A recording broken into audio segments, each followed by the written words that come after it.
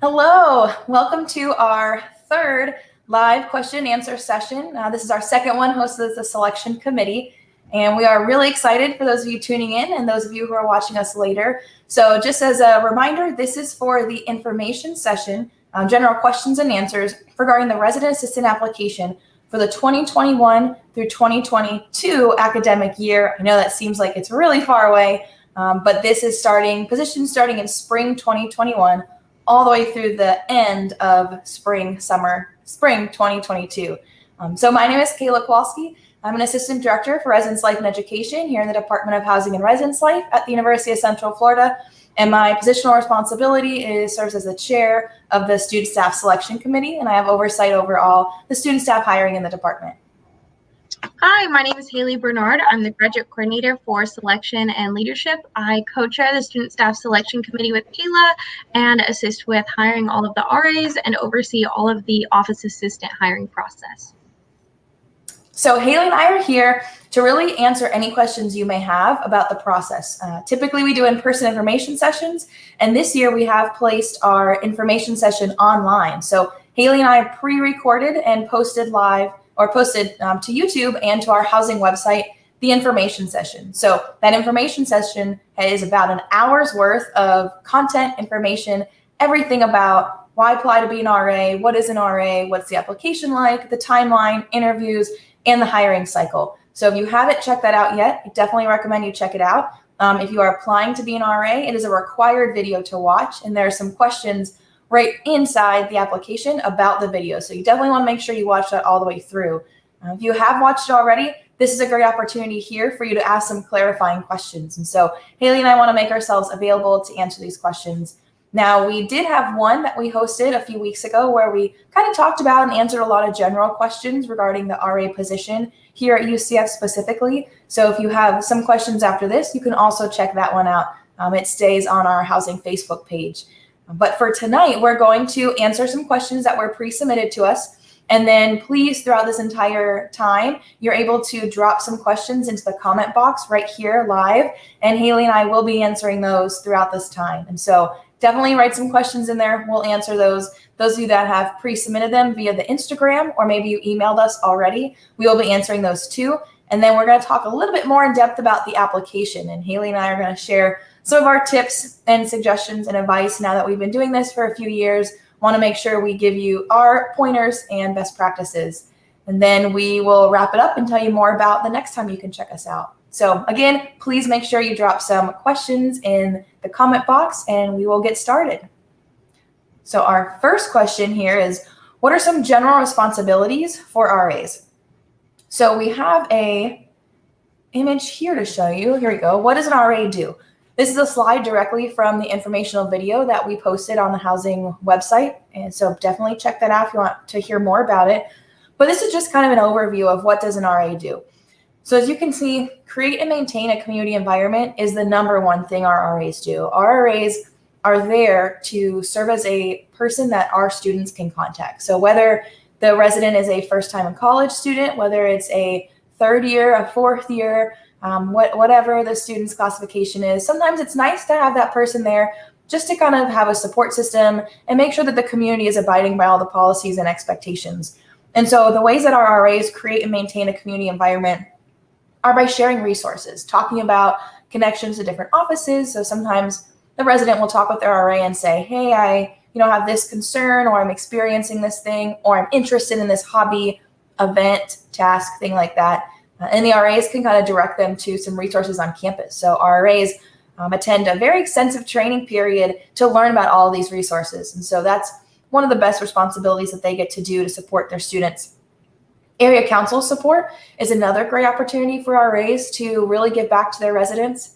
Area council is another role or responsibility that Hailee and I are excited to take part of. We both serve as advisors for two of our student groups here in housing, the Residence Hall Association and the National Residence Hall Honorary. The Residence Hall Association has oversight, kind of like a student government, of all the area councils within the communities. And so each area council is a group of students from that community elected to put on programs and create or attend to the needs such as advocacy efforts for all the residents in that building, and really just be a voice for what the students want. So our RAs are able to work together with area council to create those opportunities. If you're interested in area council, you can definitely check them out at rhaucf.com. They're always looking for community representatives and people to join. So quick plug for that. Other things, mediations. So although we would love everybody to come to college and get along in perfect harmony, we know when people are living with people, sometimes there's some things that they need to discuss. And, sometimes in the beginning, everything is fine. And then a couple weeks in, they're starting to share food, or someone's not picking their laundry up, little things like that. And so both mediations and roommate agreements are ways the RAs help students really work through their communication style, communication skills, and conflict mediation to make sure that it is a positive living environment for everybody. So roommate agreements are done in the beginning of the semester. If you're watching us live and you live on campus, you will be working on your roommate agreement coming up soon with your RA. And then mediations come when there are disagreements or potentially things that students need to work together to figure out. The RAs are there to hear both sides or all four sides and make sure we come to some sort of common ground and understanding. So RAs are trained in both of those things. Initiatives and committees. So there are some committee work that student RAs are able to take part in, whether it be helping with RA selection. You may have seen that some of them participated in one of our live streams just last week to answer some questions. They do staff development, they do staff recognition and other things for their community. And then connection to the community and the campus. So it kind of echoes what I said about sharing resources, but we want our RAs to help our students feel connected to UCF. UCF's a big place, and we want our students that live with us to find their place on campus, whether it be, through an organization on housing, being an RA, or maybe finding out other organizations through our Office of Student Involvement or our first year experience programs or things like that. So creating and maintaining a community environment is one of the key foundational pieces of the RA role. Now, I mentioned that UCF's pretty big. We have about 69,000 students total. About 12,000 of those live on campus with us. And so we actually have 199 RAs. We are one of the largest staff of RAs in the country. So we have a big staff of RAs. And in order to make sure that all 199 RAs and all 1,200 residents are not only getting a similar experience, but are also, following the same processes and protocols, we do have a pretty high amount of administrative tasks. So incident reports are one thing that our RAs will complete, whether it is a facilities related issue or it's something that's going on in the community, someone violates a policy. Those incident reports help us document what's going on, so we always know what's happening in the community. That helps people at various levels know what needs to get done to address those issues, and also we can kind of follow up with students to really make sure we're creating that positive environment. Health and safety checks are done periodically throughout the year to ensure the health and safety. It's why they're called health and safety checks. And so we want to make sure that the space that our students are living in stays a safe space for them, and that sometimes means making sure that there's not stacked up pizza boxes and flies and bugs, that, other things like that aren't happening. There's no candles, that no policy violations are there, because we want to be preventative and making sure that issues don't get bigger. So those health and safety checks really help make sure that the residents are living in clean and good spaces that they can study and learn in. Work orders happen for things, a light's not working or there's an issue with something in the room, a drawer. The work orders will really help make sure that our facilities team can come out and address those. Occupancy checks are and welcome ready checks are when we check rooms to make sure that they're ready for new students to move in, and that we make sure that we know who's living in our spaces. So those are some of the times that they'll be checking in on the rooms. Staff meetings happen weekly, and that's a great opportunity for our RAs to connect with each other and their supervisors. So all RAs will have a professional staff supervisor, one or two, either a full-time and a grad or just a full-time supervisor that they'll work directly with, so that all of these tasks that I'm listing out, they have support for them. So every single week, all the RAs on that team and the supervisors will meet together and really talk about some ways to handle what's happening in the community, make sure everyone's doing all right, and really create a sense of team camaraderie as well. Timesheets, email. Timesheets, obviously, you want to get paid when you're an RA, so we want to make sure we're writing down and taking track of your time, and then checking your email, because we'll send a lot of things out to make sure that everybody has the same message. Hailee, would you like to talk about the last two, serving on duty rotation and the residential curriculum? Yeah, sure. Okay, so serving on duty, that is definitely a big requirement of the RA position. And so once a week between Sunday and Thursday, you will serve on duty. And that's going to be in your community office from 4:45 until 8 p.m. And then starting at 8 p.m., you can take the duty phone from the office and bring it back to your room, and you can spend the rest of your night in your room unless you get a call and need to respond to something. So from 8 p.m. all the way until 8 a.m. the next morning, you're on call. So if something were to come up, if a fire alarm went off in a room, you would be called, and then you can call up to your graduate coordinator. They can call up to the coordinator. It's a whole chain of command. So you do definitely have support when you're on call, but you will be in the office from 4:45 until 8 p.m. and then holding the phone ready to answer calls and respond from 8 p.m. to 8 a.m. And so that happens once a night every single week, all semester long, for the whole duration of you being an RA. You also will have sporadic weekend duty shifts. So this happens anywhere between 3 to 5 weekend shifts a semester. It just depends on your community. And this is where you're going to be on call for a full 24 hours. So if you start a weekend on call shift on Friday, that means starting at 4:45 on Friday, you're going to be in the office until 8 p.m. And then same as a normal weekday duty shift, starting at 8 p.m., you're going to take the on-call phone with you and go back to your room. Now, what's different with the weekend duty shift is you stay on call in your room or within your community until 4:45 p.m. the next day. So instead of ending at 8 a.m., it ends at 4:45 p.m. the next day when the next set of weekend duty RAs start their shift, and they're in the office. You bring them the phone, and then your shift is over. And so again, that happens just every couple weekends. At the beginning of each semester, you pick which weekends you're going to be on call for, and that's how you serve your duty rotation. For implementing residential curriculum, conversations, community meetings, relationship building, and campus partners, now more than ever, we want to make sure that our residents have people to talk to, have people reaching out to them, ways to get involved in any way that they can. So what you'll do is during your weekly staff meetings, you'll be presented with curriculum, sometimes once a month, sometimes every couple weeks. It just depends on what the department has put together and what they think our residents' needs are. You'll be given basically a lesson plan, and it's going to be, we're going to discuss these things, we're going to discuss them in this fun game or in this specific activity. Right now, everything is being done via Zoom. Nothing is in person for these conversations or meetings. So they are having these meetings via Zoom, trying to build the relationships that way, doing community meetings that way, and then working with our campus partners via Zoom as well. And again, another great way that they help out and get involved in that residential curriculum is bringing in ways to get involved in our community. This is through RHA, NRHH, or other on-campus involvements, RSOs. So definitely if you have students that are interested in any involvement activities, they can reach out to their RA. And as an RA, you get to be that person that kind of connects the dots between people and groups that they would really enjoy being a part of. Yeah, one thing to point out, people see the word curriculum and they get a little taken aback. They're like, what does that mean? What is a curriculum?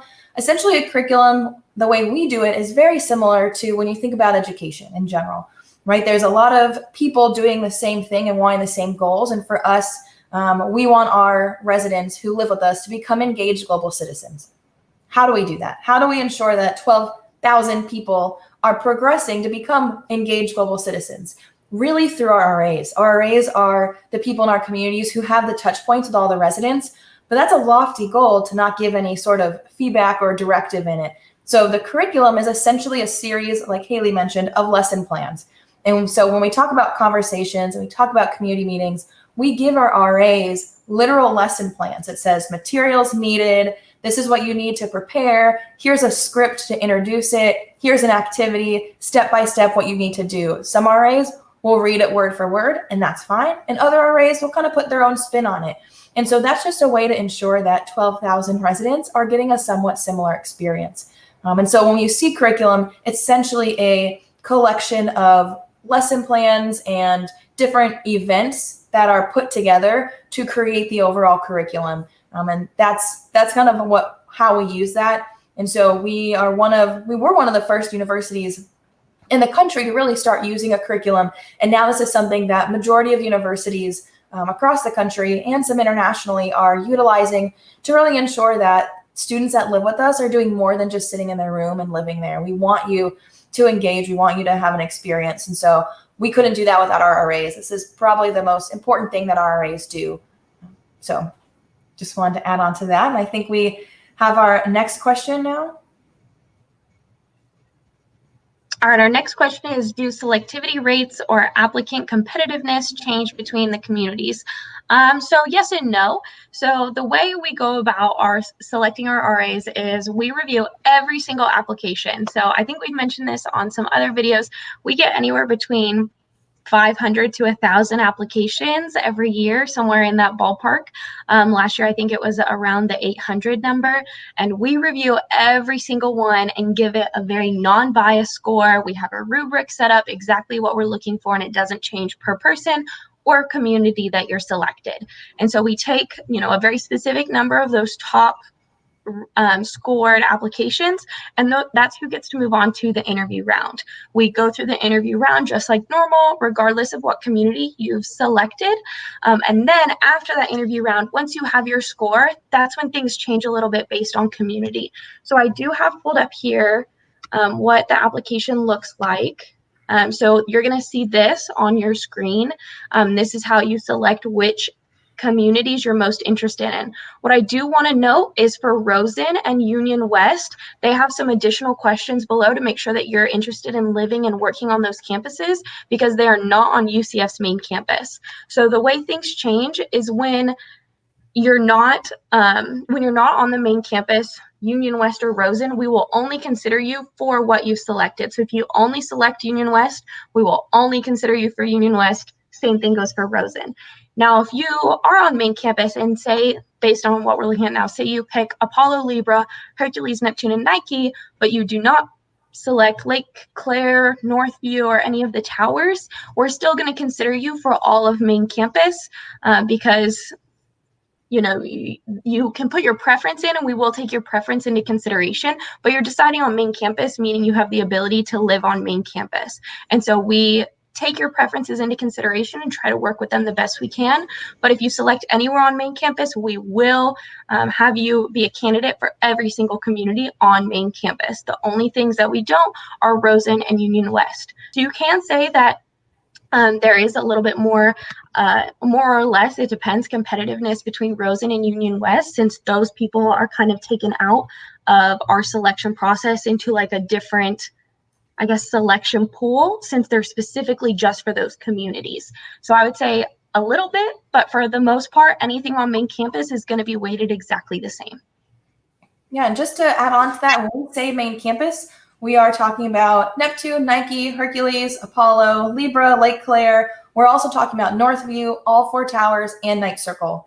And Hailee, do you mind pulling that screen back up again real fast? I just want to make another comment.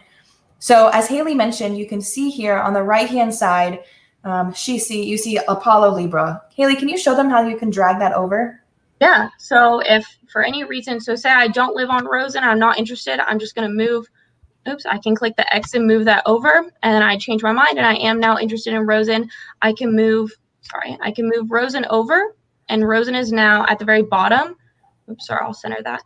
And if I really want Rosen, Rosen's my number 1 choice. I can drag that all the way to the top, making sure that Rosen is now my first choice, and that's for sure where I'd want to work. Yeah, so it's very important. As Hailee mentioned, we would consider you for all the communities, like I mentioned, that main campus area. But what I do want to point out is that it is very important that you pull over all the communities you're willing to work in. So let's say you only pulled over Apollo and Libra. When we first go to sort through and we're first looking at scores, our coordinator staff are the ones who will be looking at and doing the hiring. And if this is all they see, you may only be considered by the Apollo and Libra staff. Now, the Libra staff is pretty big and the Apollo staff is pretty small. So there's about 30-something positions in there that you'd be considered for. But that means right off the bat, you're not being considered for Hercules, Neptune, Nike, Lake Claire, and Northview, any of those other communities we mentioned. Now, down the line, we may fill that in. We may look for specific words from your application or from your interview. But we highly, highly recommend that you do pull over any of the communities that you're willing to work in. Again, you do not have to pull over Rosen or Union West if you're not interested, but if Rosen and Union West are on your list, you will be considered for them. And the reason we make those separate, as Hailee mentioned, just to really clarify, is that Rosen and Union West are not located on the main campus or in the same area. And so Ninth Circle is, directly across the street. So we still consider that our main campus area in terms of staffing, but you would have to commute to Rosen or Union West, and you do have to live in your assigned space. So you have to live at Rosen or live at Union West. And personally, I can tell you the Rosen campus is a beautiful campus. So many of you that have lived there, visited there, can probably attest to that. It's probably, to me, the most beautiful place I've seen on any of our campus properties. And it's got a Walt Disney place, so I think that's pretty cool. But Union West also is in the heart of downtown. So really great opportunities at both of those campuses, but it's something that you want to make sure you consider before you select those. All right, so let's see our next question. All right, so Nina asks, if I'm applying as a freshman, would it be fine with both my references were not of someone from UCF since I have not gotten the best chance to really know my professors face to face? Yes, really great question. So Nina's referring to the application where we ask for 2 references.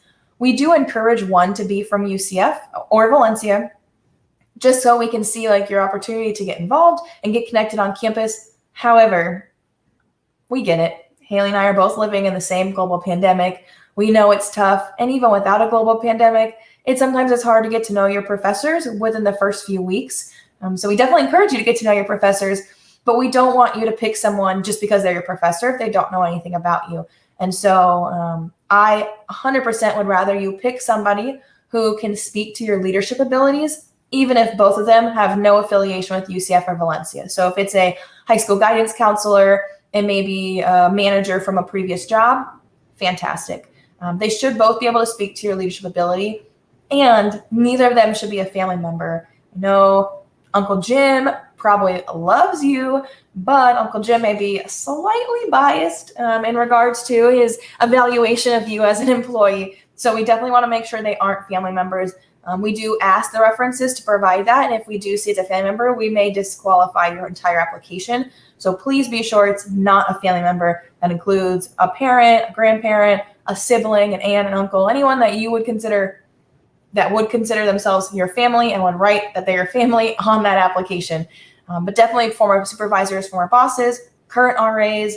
And I do want to make sure you know that people you've worked with at your own level, your peer level, maybe it was someone who was the band leader or someone who was president of an organization you were in. As long as they can speak to your leadership abilities, that's all that matters to us. Also, something I think that's important to note is the UCF reference doesn't need to be a professor. It can be your current RA. It can be the president of an RSO that you're part of. It could be someone that you met and work with heavily, maybe in the Office of Student Involvement.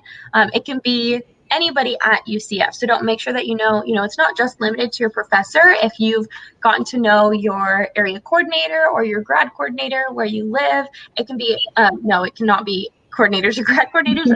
I apologize. They're the ones who select RAs. So we do not let them be references. I apologize. But your RA can be a reference for you, definitely, or a president of an organization. Anything like that who is a part of the UCF community. It doesn't have to be just limited to a professor. One thing to note about references, and I like to say this every chance I get, and so you may hear this a couple times, but it's really important, 2 things. One, it's really important to ask your reference before you list them as a reference, because they are speaking to your leadership ability and hopefully they have positive things to say, but if they don't know how to expect it, or potentially maybe they have a different view of how your experience was, you don't want the reference to be the first time you find out about that. And so definitely check with them. You also want to make sure that they have the time to complete the form. Now, the form, I would say, can take around 15 or so minutes. It is pretty much a Likert scale with some optional extended answers, but we want to make sure they actually can evaluate you as a leader. And then the other thing I want to mention is that your references won't be notified that they are serving as a reference for you officially until after you fully submit your application. So if you haven't even started yet, and you go in tonight and you just put their names in there, but you haven't submitted your application, they won't find out. So if you don't finish your application, answer all the questions, press submit by the deadline or by October 1st, they're not going to get notified. Let's say you submit it, so the application is due by 11:59 on October 1st. Let's say you submit your application at 11:30 on October 1st. They're not going to get notified until that moment. And so they won't see it until 8 a.m. on the 2nd. And references are due by 11:59 on the 2nd. So I'll say that again. The application is due by 11:59 on October 1st, 2020. The references are due at the very latest 24 hours later, October 2nd by 11:59. But let's say you're almost done and tonight you finish watching this live stream and you click submit. Right now it's September 10th. They'll be notified tonight. They can complete it tomorrow. They're all set. And so you will be able to check that. Let me see if I can pull up this screen to show you what it looks like when you submit your reference. I'll pull it up in just a second. You'll be able to view on your own profile. So we expect that you are checking your application to determine if your references have been completed. Awesome. So here we go. On this right-hand side, you see that green check marks that says completed. Great. That means that reference has completed their reference and you are good to go with them. If you see awaiting response, that means they haven't completed it yet. Now, if you see awaiting response and it's September 11th, okay. If you see awaiting response and it's October 1st, you should probably reach out to them. You can send them a notification through the system. You can email them. You can call them. You could send a carrier pigeon. Honestly, however you can get in contact with them, you really want to make sure that they complete it. If it still looks like this, awaiting response by 12 o'clock or 12 o'clock in the morning on October 3rd, your application will not be considered. So you could have an amazing application, an amazing other reference. If just one reference is missing, your application will not move on.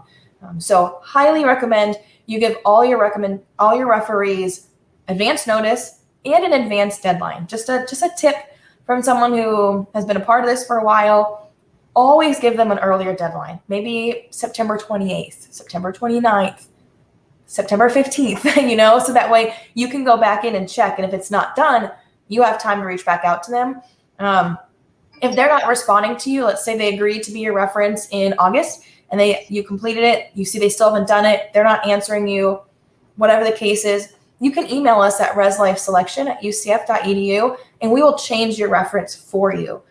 But again, you need to make sure they check their spam, check their junk mail, and that you do have a chance to talk to them about it. So just wanted to clarify those things before I move on to the next question.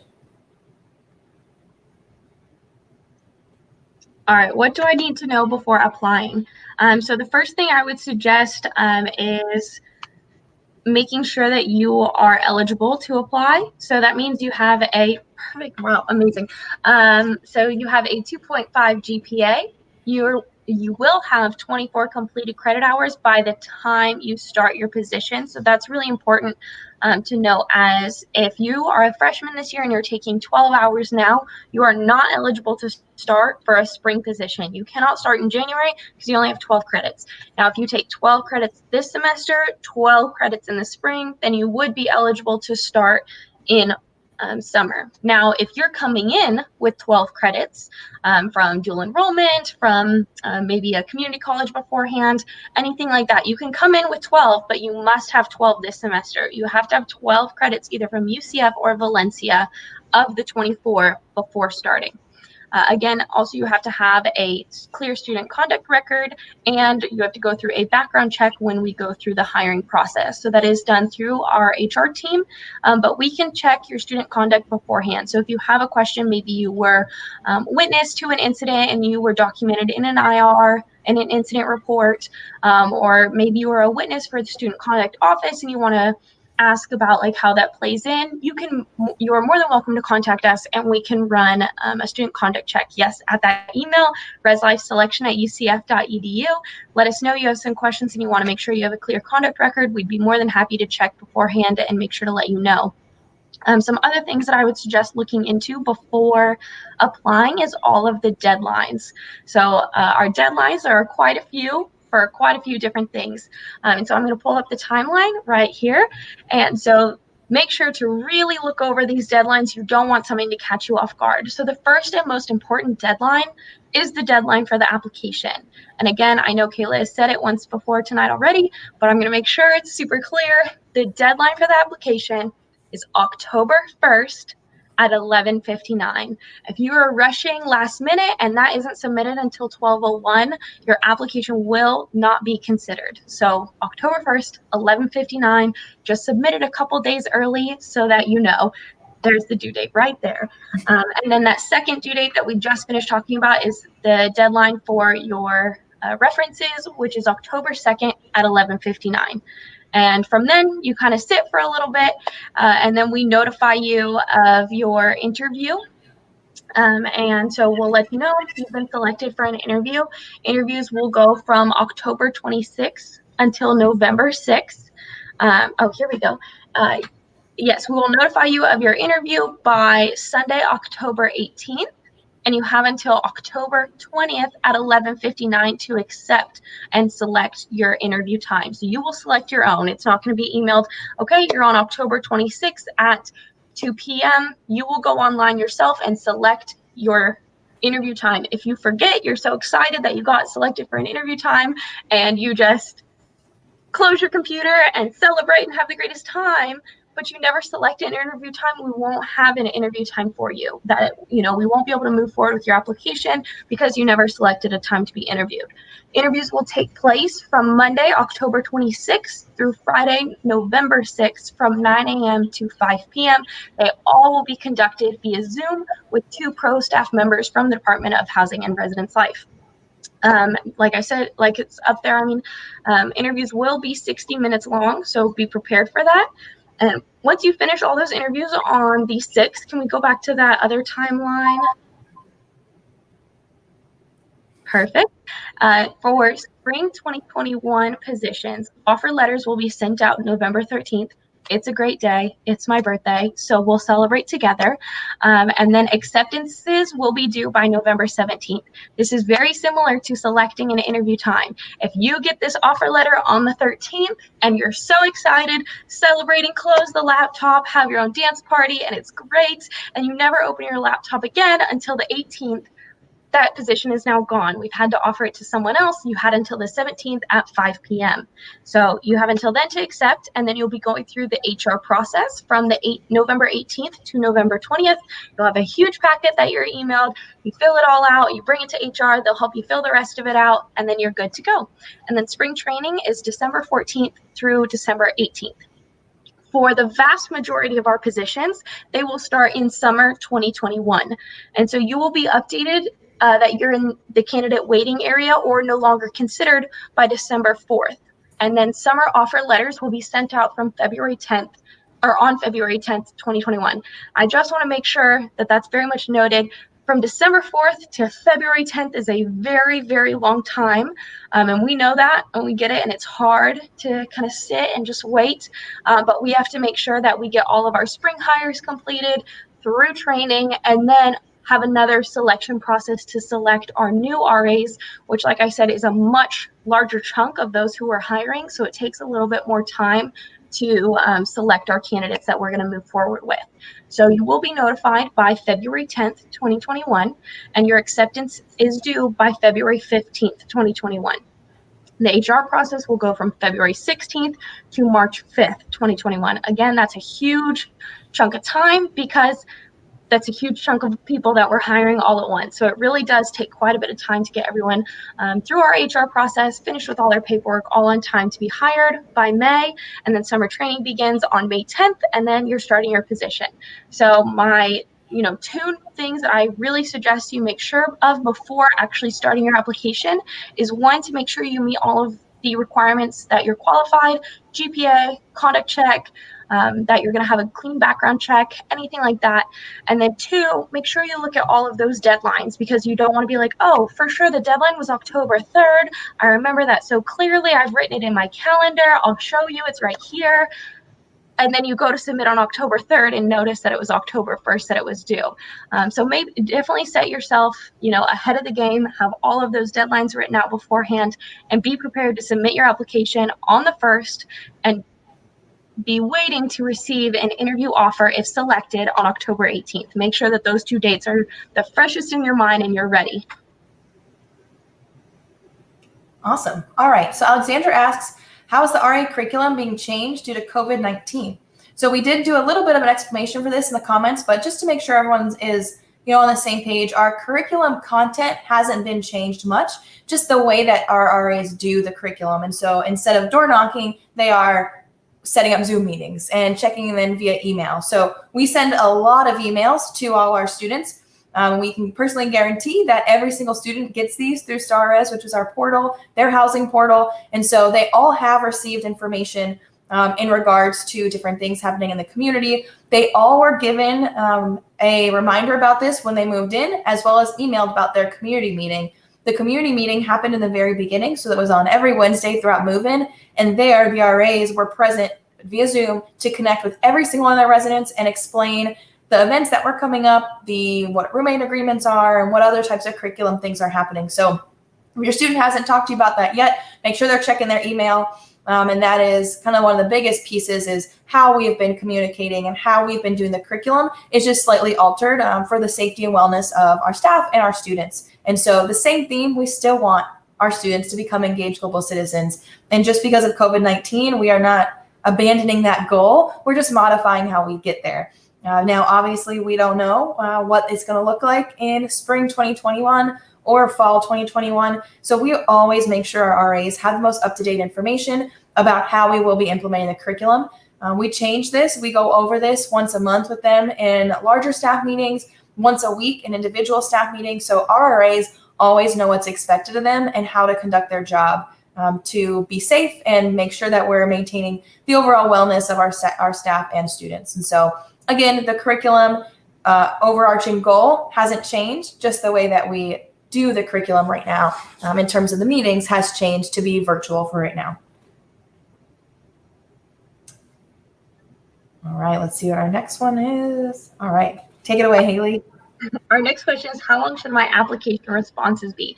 This is a great question, and it's something that Kaila and I pull our hair out every year because we will be reviewing applications, and it'll be a great answer, but it goes either way over our word limit, and we're there for like 45 minutes on one application out of 800, or it'll be 2 sentences. And while it's a great 2 sentences, it's missing so much content that we're looking for. So again, I have the application that I'm going to pull up here, and I'm going to read the instructions. Carefully consider the questions below. Your overall application, including these questions, will be utilized to determine which candidates will be invited to our interview process. Please be thoughtful and intentional in your answers. Examples are often helpful to show your understanding of the question. You may want to save the application and work on the questions in a separate document and then come back to the application to input your answers. Please keep each response between 250 and 500 words. Pay close attention to that. And that's why it's so great to write this in a Word document or a Google Doc where you can highlight your answer to your question and it'll immediately tell you how many words are in there. Because we do every single question we put in a Word doc or in a Google Doc, and we check the word count to make sure you're between the 250 and 500 words.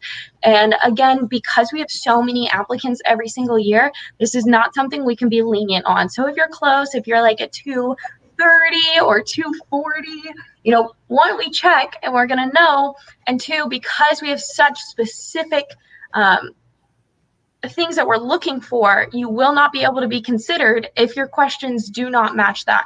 That's part of our scoring rubric, is that your answers are within the word count, and so you won't be given those points even if it's close. So make sure you're between that 250 and 500 words. We've had incredible essay long answers that were so thoughtful. They had a thesis statement and answered every single piece of that question, but they can't be considered because it was 800 words, and it took us 45 minutes to just read the one answer and go through our rubric, and then we can't move on to the next question. So it takes us a long time, and our directions are quite clear, and so you need to make sure to stay between that 250 words to 500 words.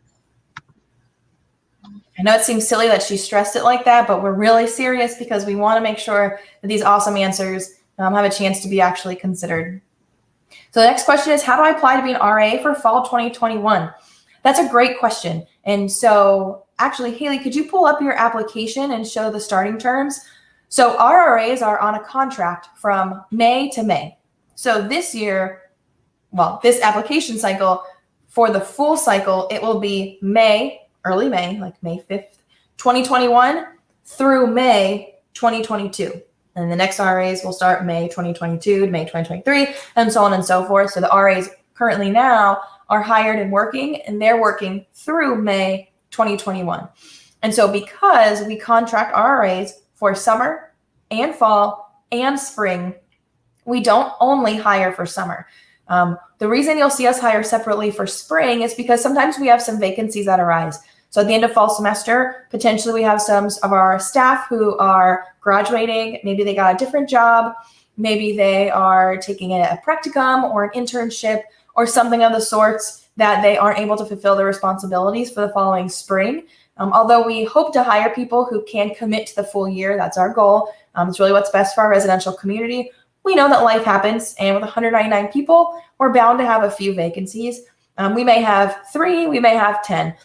So we explain that this is for limited vacancies in the spring, but overall, it's for RAs to start in summer 2021. Now, how do I apply to be an RA for fall 2021? The answer is apply for summer 2021. So Hailee, if you can scroll down on your application, and we'll scroll down to the section, like the section on the application, like the questions.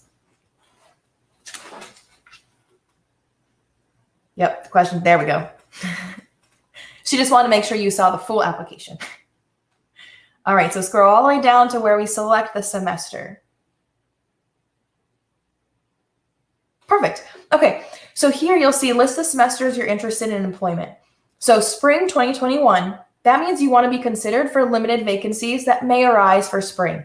We won't start hiring for these until the end of fall, and it would be for a late December or very early January start. Also, we may continue to pull from these throughout January and February. So let's say the end of January, maybe we have to let a staff member go, or maybe they decide to get another opportunity. And now we have a vacancy starting in February. We may pull from this and offer you a position to start in February. One thing to note is we do continuously hire when we have vacancies, so you should always be checking your email. But from this pool, we won't hire you until the earliest, which is spring 2021. Now, if you're interested in summer or fall, you need to select summer, which is May 2021. That means you're going to start in May and work throughout the following year. If you already know you have some obligation or responsibility during summer 2021 that you can't work, you still need to select to be hired for summer 2021. And then we are able to approve a very limited number of our staff to be excused for summer. Most of our communities are open. So approximately 140-ish out of 199 RAs have to work all summer.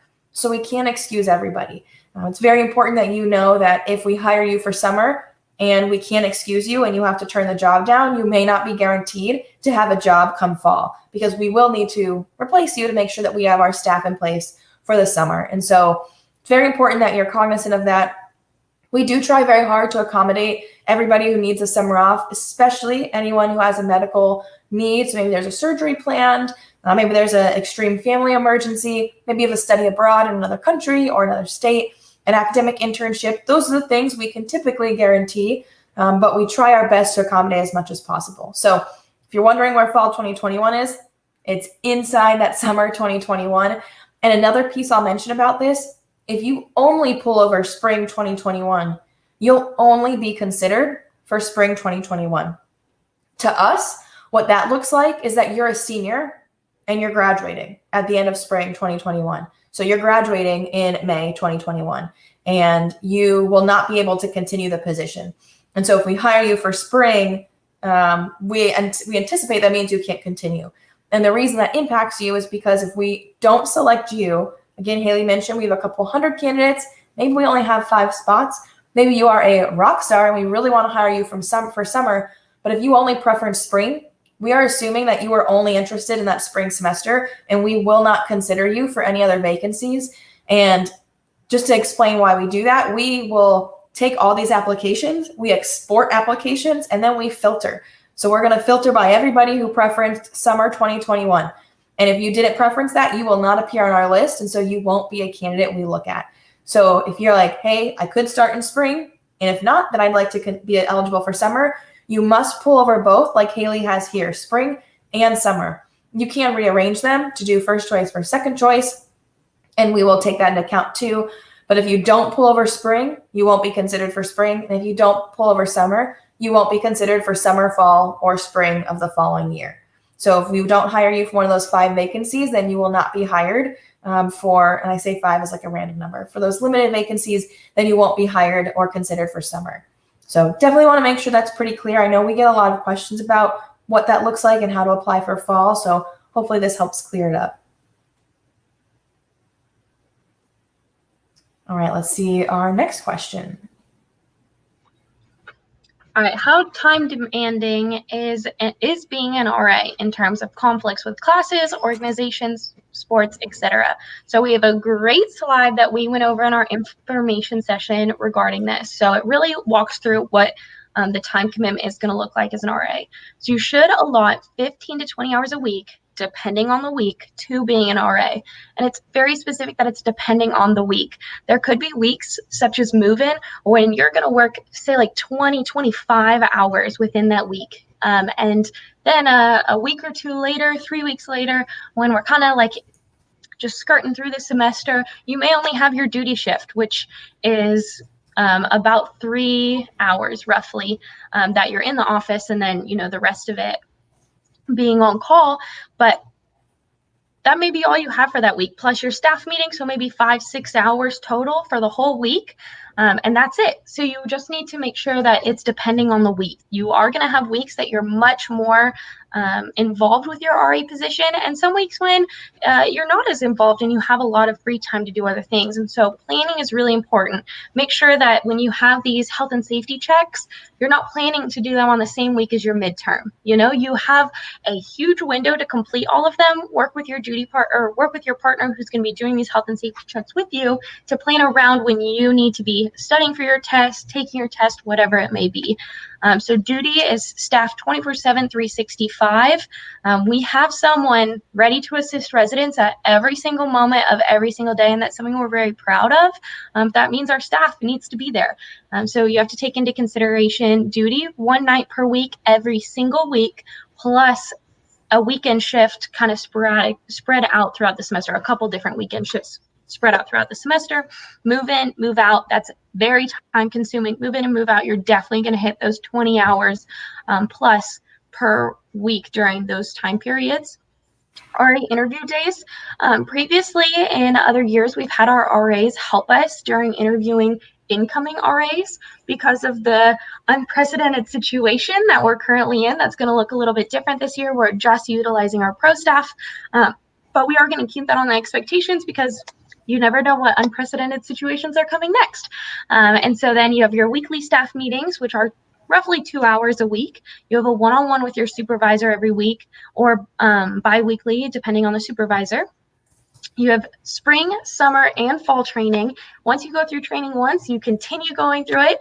It's not something that's one and done. We make sure that you are re-educated, brought up to speed with anything new at every training 3 times a year. And then interacting with residents, which should be often. That's the main part of being an RA. You should know the people on your floor. You should know a little bit about them more than their name. You should really get to know them, and not just the people on your floor, but in your floor, in your building, in your community, in the neighboring community. Really get out there and help interact with these residents, especially now.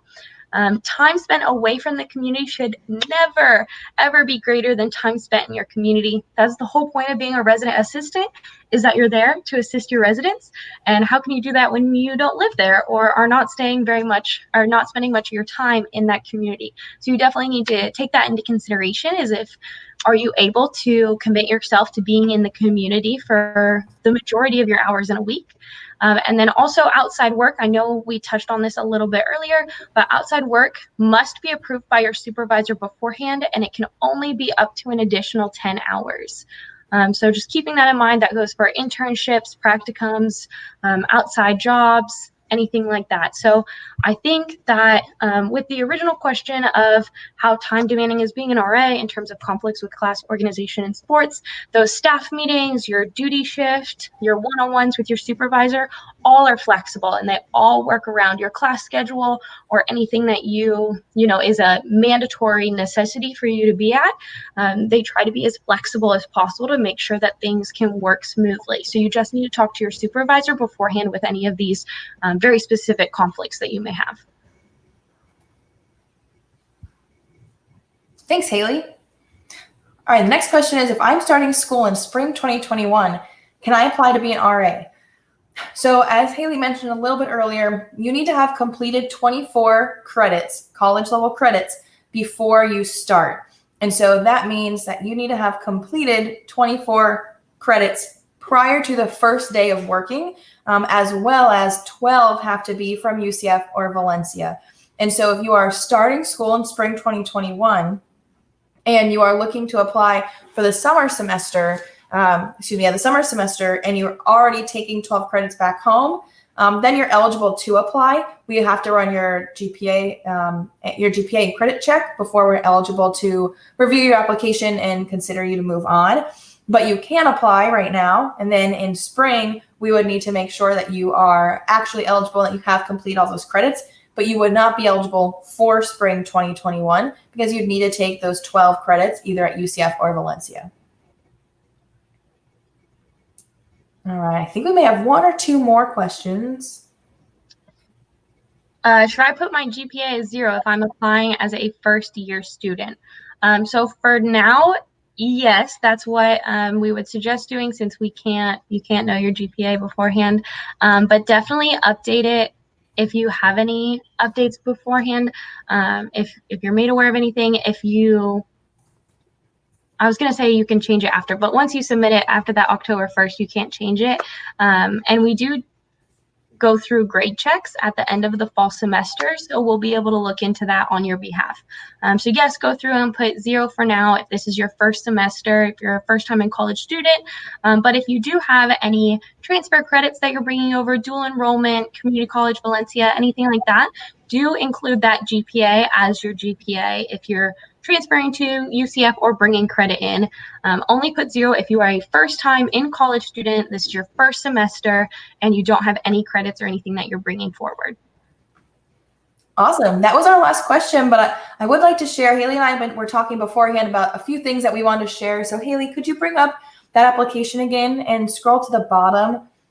Well, first scroll to the top and we'll kind of do a quick overview of the application itself. All right, so Hailee, do you want to explain these top questions quickly? Yeah, so these are some of my favorite questions that we ask. So it's going to be just kind of A or B options. So would you rather work autonomously or work in a team? Would you rather experience change or have consistency? Would you rather have things explained thoroughly or learn through an on-hand experience? Would you rather have creative freedom or defined structure? Would you rather create a plan or execute the plan? Would you rather re-energize by being with groups of people, being extroverted, or re-energize by taking time to be alone with a smaller group, introverted? Would you rather play now, work later, or work now, play later? Or would you rather focus on short-term goals or focus on long-term goals? And so the reason we ask these, it's not that there is, the correct answer versus a wrong answer. It's so that we have a diverse staff in every single community. So when we go to select our candidates, we take, this top percentage that we're interested in, filter it by community, such and such, all the things. And the coordinator is going through to select their plans. They don't want a whole group of play now, work later, because nothing's ever going to get done, right? But they don't want a whole group of work now, play later, because everything's going to be done, but nothing's going to be fun. Like, it may not be as energetic. You may not have all the liveliness that goes for being introverted and extroverted as well. You don't want a whole group of extroverts. You don't want a whole group of introverts. So we ask these questions to make sure that our staff is diverse. So don't, stress out that by saying play now, work later, they're not going to take you as a serious candidate or that's a negative or anything like that, because it's not. It's important to have both types of people. So definitely take your time when filling these out, but don't stress about if one answer is correct and the other isn't, and if that's going to affect you being hired, because it won't. We just want to make sure we have a diverse staff. Awesome. And then just to clarify too, those questions are not evaluated. They're not part of our rubric. No matter what you write and what you answer, has nothing to do with whether or not you move on to an interview. Those have no bearing on the rubric. So please know we really mean it when we say pick whichever one fits you best. Thanks, Hailee. Can you scroll down a little bit? I know we talked about this part already. So can you scroll down to the next section? So we talked about our community preferences. The next part is, what group of students are you passionate about working with? This is, again, just to get an idea of what groups of students you may be best fit to serve. So let's say you were a transfer student, or you're just interested in working with transfer students. You think that's an interesting population that you'd love to work with, then click transfer students. If you're interested in working in an apartment setting, or maybe specifically with first years, go ahead and check that. The following question after it is optional, just to kind of get an idea. Some of our communities have specific populations, and it is helpful for us to see what your interests align with. The next question is something that is another one of those things Hailee and I joke about pulling our hair out about. It's our living learning communities. So living learning communities are opportunities for students to live alongside others with similar interests or similar majors. They are really great opportunities for our residents and a really cool opportunity for RRAs to have a specific focus area of residence. And so it is a great opportunity for students and staff. However, by selecting all of them like Hailee did just now, it does not make you any more eligible of a candidate. One thing I do want to let you know is that you should be reviewing all of the LLCs before you check what you're interested in. Because when we see someone like this who has selected all of them, when you come to your interview, we're going to ask you to explain why you are interested and why you'd be a good fit for every single one of these communities. And so we're going to ask you, why would you be a good fit for Canine Companions? Why would you be a good fit for future educators? And when we ask you, why would you be a good fit for Excel? And you say something like, I just love Microsoft Word and spreadsheets. As someone who loves spreadsheets, I also can agree spreadsheets are really great. However, the Excel Living Learning Community has nothing to do with Microsoft Word. It is a STEM-based program. And so we will know that you don't know what you're talking about. And so please don't do that. It does not help your application at all. And it doesn't hurt your application if you have no interest. So this is just an opportunity, again, for us to see what areas and students you may be closely aligned to be matched with. So if you're interested in social justice and out-of-state student mentoring, after you've reviewed the LLC descriptions, then select them. If you're not interested in any of them, then don't select any of them. And that is totally fine. So really want to clarify that as well. If you select no preference, again, that means that you're kind of interested in none of the LLCs. So can you scroll down just a little bit to make sure? I think there's one more. There's a couple of sets about where you live, so we can determine if you might be a good fit for our Rosen and Union West campus. And at the very bottom are our questions. Yep, so the preference of your room assignment based on your gender identity. This is important for us to make sure that we're matching you with a rooming assignment that you're most comfortable with. We ask how you heard about this job. That's helpful for us to know how we can continue to market. And then about the information session. So you should review that mandatory informational video. You should watch the entire hour of it. There are a lot of things that you're going to have questions about that'll be answered in there. So we want to make sure that you've read it or that you've watched it. And we even ask you to prove that you did watch it by clicking yes.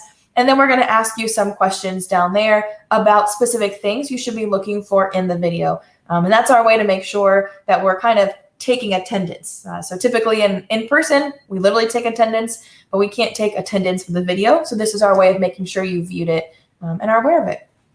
And just now, sorry, that you can't see as I drop down as I'm screen sharing, but I just picked the very first option in each of these and selected every single one. So don't, watch this video and, oh, these were the answers. Hailee had them on her application and put them in.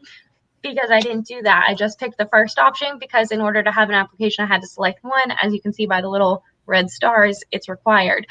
So, don't email us. I don't understand why I didn't get credit for the info session. I did exactly what Hailee's application had, because I'm telling you that those are not the answers. Those are not, all encompassing. I just picked the first one. So you have to watch the video to figure out the answers.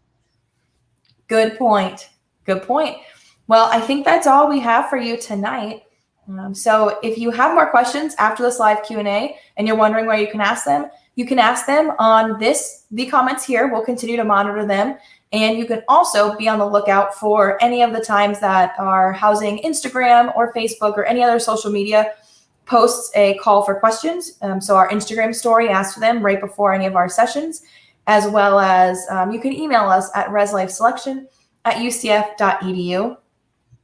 Now, our next session, let me just pull up my dates. Oh, perfect, right there. So the next session, as you can see, will be held on September 16th, and that'll be with a panel of our current RAs, again, answering some of your questions. The next session with myself and Hailee will be September 23rd at 5 p.m. And then the last session with the live Q&A with current RAs will be October 22nd at 7 p.m. So there are still 3 more times for you to see our lovely faces and get to talk with us, ask us questions, and interact with us to get your questions answered for the resident assistant application. So I do hope that you take the time to go see the application. If you haven't started yet, now's a great time to start it. The sooner you can get it in, the more likely you're not going to wait to the last minute, which means there's not going to be some internet outage and your references get in on time. We do stick pretty hard to our deadlines, so want to make sure you get those in there. But please feel free to email us at reslifeselection@ucf.edu. Myself and Hailee manage that inbox, so we will be happy to answer any questions. But we will refer you back to watch the informational video first.